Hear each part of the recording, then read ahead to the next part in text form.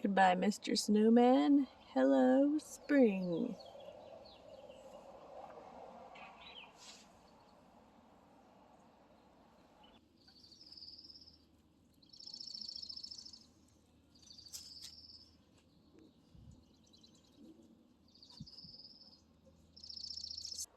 Things are warming up a bit this week. I heard we were supposed to get some cooler weather again next week. It is only the March 20th.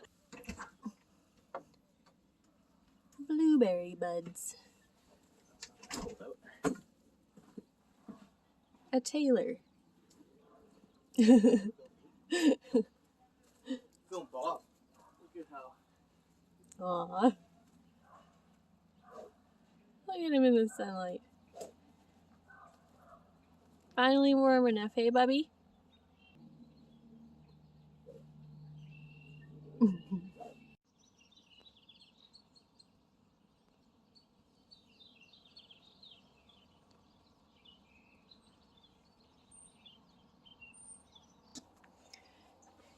Cleaned up the yard a bit today. Bunch of seedlings ready to go, and here's some blueberries. We're gonna keep the blueberries in a pots. These 4 pots this year. This is all gonna be herbs. There's mint here already and lemon balm. Now there's rosemary, and the rest of this that's green you can see is flowers, just wildflowers. So I'll probably keep those in there, whatever. I'll remove the ones that are in the way as I start planting out the rest of my herbs like oregano, basil, etc. But not yet, it's still a bit early. But cleaned up the yard at least. I'm gonna make this palette into an herb garden as well, or flowers or something. I've done it before. You just like, I'll do a close-up. It's just staple landscaping fabric underneath to make, like, you know, a trough essentially all the way along each row that you want to do, and then put dirt in it and plant your stuff. It works okay. It dries out really fast. I've done it before. I used to sell them, actually.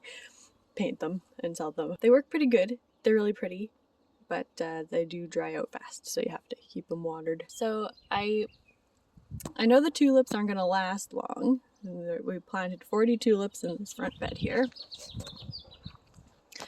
And so I was doing research into what I could interplant in here once the tulips are done, and basically what's mainly suggested is plants that don't have deep roots. So I am opting to go with some greens, some salad greens. So I sprinkled, I just kind of sprinkled salad green seeds all throughout. So that would include 2 different kinds of butter crunch lettuce, arugula, and mustard. And look at that, they're already popping up. So by the time, in theory, by the time the tulips are done, these guys will take over. And we should have a bunch of salad greens here for this early spring while the weather is still cool enough before they bolt. I've set up all of my bamboos here. I'm planning on putting cucumbers here, probably some peas, maybe more cucumbers there. Not sure yet. And this archway, can I zoom out more? No, I can't.